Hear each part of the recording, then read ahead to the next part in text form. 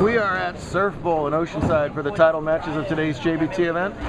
Reigning TPC champion Brock Bivens taking on top seed Alex Zieg for the Scratch Division title. They are early. Brock started spare strike, and he'll start spare strike spare if he converts that, and that's good for a 9-pin deficit because Zieg, who seems to like this pair, has opened up spare double. He had a big game 8 on this pair over Daniel Hong to gain the top seed from Daniel. Daniel lost the last match to Brock, who has climbed the ladder to get to this point.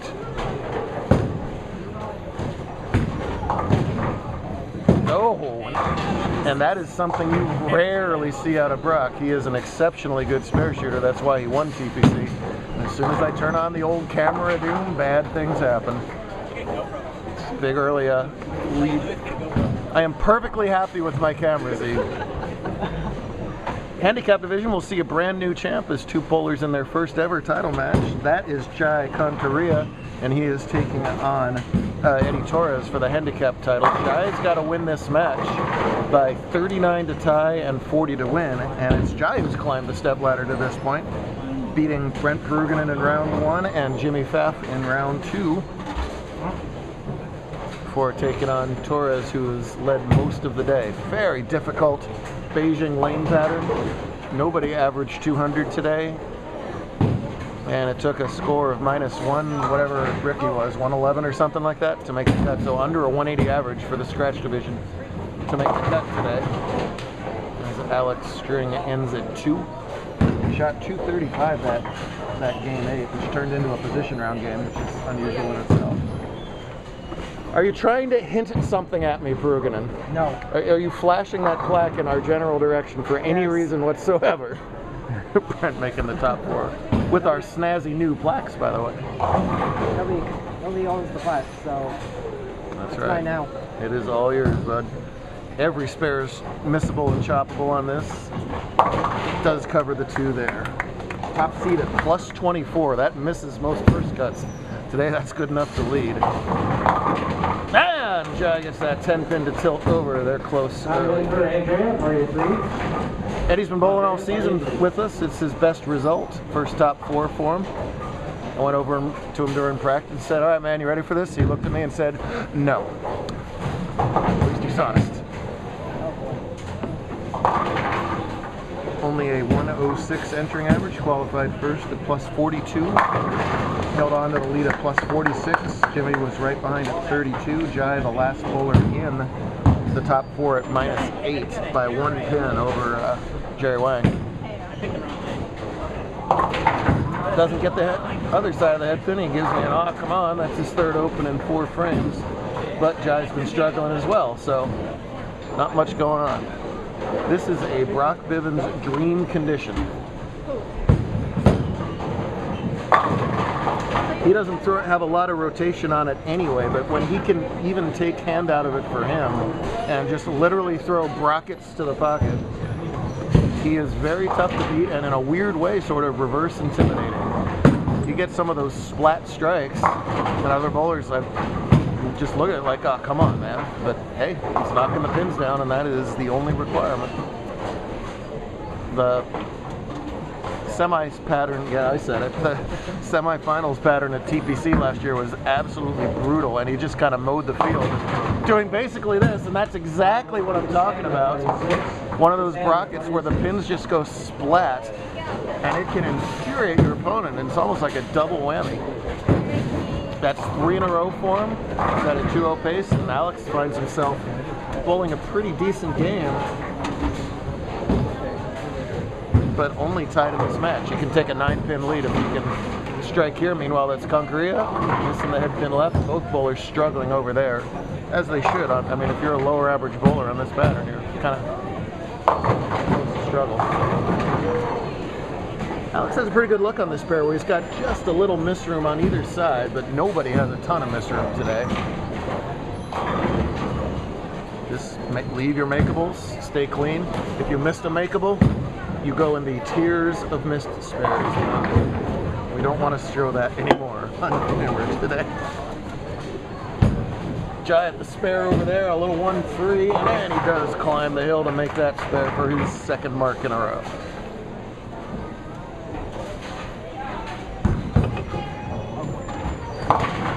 problem at all at the 4-7. Huge thanks to Dawn and her team here at Surf.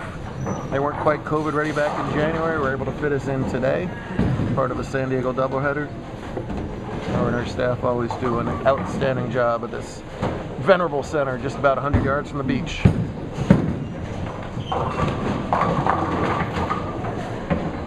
5-pin for Jai. Actually, it's like 20 feet from the beach. See? There it is. It's amazing there's not more sand on the approach, given that the beach is right there.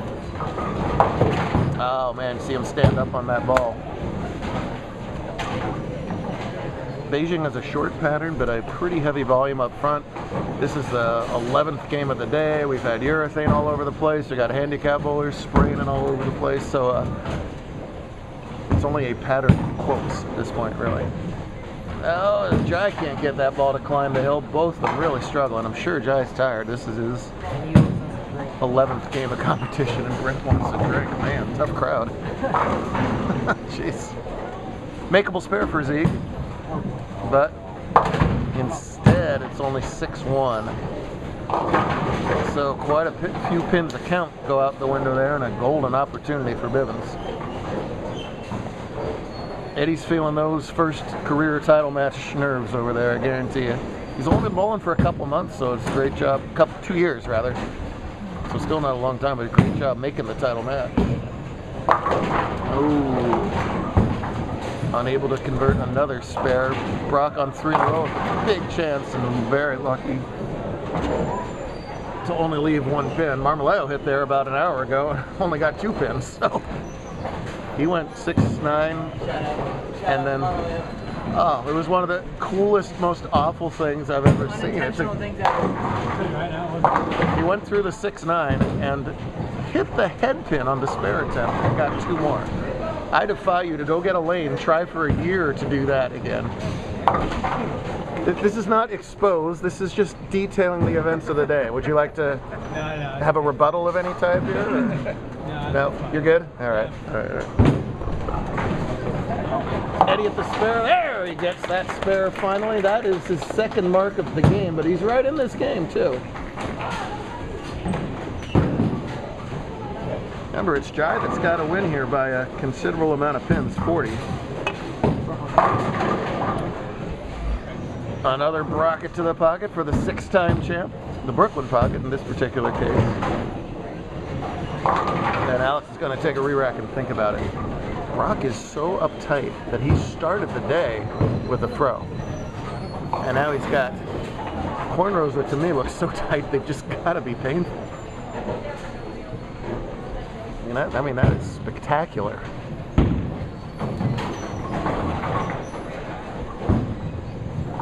Well, another headpin cluster for Jai over there, and oh man, hooks by the 9-pin. That's brutal. That only gives them 80 through 7, so they're essentially tied on the board, and Jai's got to win by 40. He's going to have to put together some marks and hope Eddie does not find the look. Might win by default. See Alex standing as far into the ball return as he can. Right about 5th arrow. Does not get that ball to project to the right like he needed it to, and trouble for the top seed.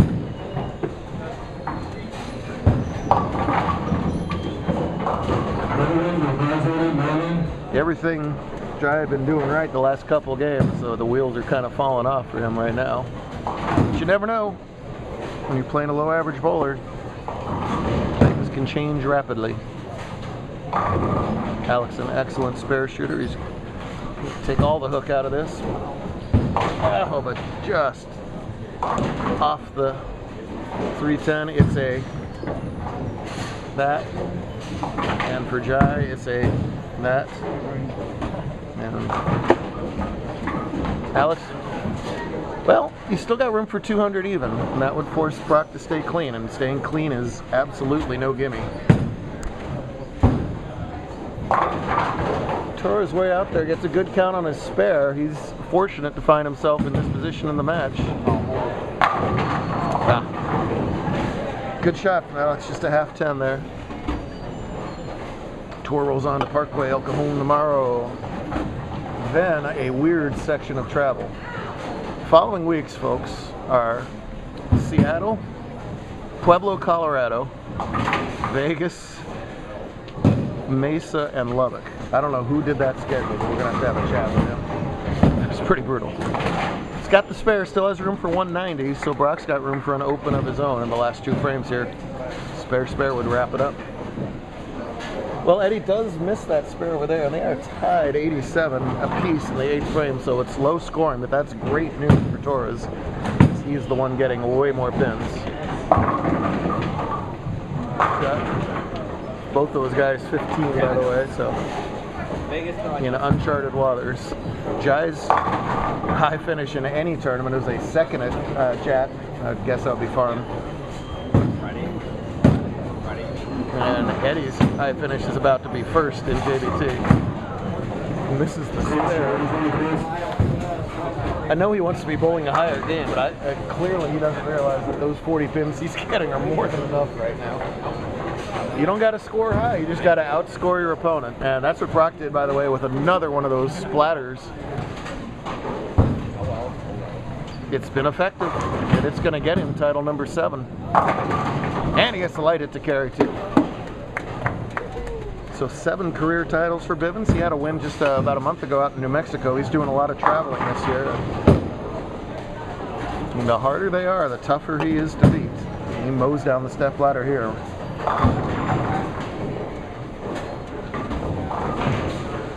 Don't worry, everybody else. We'll wall him up tomorrow. I didn't say that. I didn't say that either. Alright, it'll be nice since you're sticking around watching. It's longer than this. Spare in the 9th for Jai over there. He needs about the next 10 strikes in a row, though, to catch up in this one. Excellent job. He also, by the way, wanted to rocking himself with an excellent 220 game. He also, I want to make sure I get on camera that I asked Jai who he wanted to thank, and Jai said he wanted to thank his brother, and that never happens. There he is. This is Neil, and Jai says that Neil taught him how to throw a backup ball, and he actually thanked his little brother. Is that not the nicest thing you've ever heard? You may never hear that again. Last call, Andrew, party of 3, party of 2. Didn't go his way this game, though. Maybe we'll see the backup ball in this split, though, and see what he was taught. At least get that on camera. But we're going to see a false start. He's just milking the camera time. Because I'm going to get every last second. Oh, he does do the backup ball. The Neil special. Oh, you didn't teach him to hit the pins when he did the backup ball. The problem right there. And Eddie Torres has himself a victory lap. This gentleman and I will be have our attention divided tomorrow at about 6 o'clock. Get it on, attaboy. He sent me a picture of him by a very large television with the Pac-12 final result on it. So it's a title for Eddie and whoever that is on Eddie's shirt. Some anime thing, I guess. I don't know what that is. Do you know what that is? What is that? Enlighten me. Ah. Well, he slayed the handicap field today. That's a JBT champion right there. Good enough. There, he knows it. Yeah, big high five from Dad. Congrats to Eddie and Brock and all of our finalists as well. We will do it all over again in El Cajon tomorrow morning. Great stuff.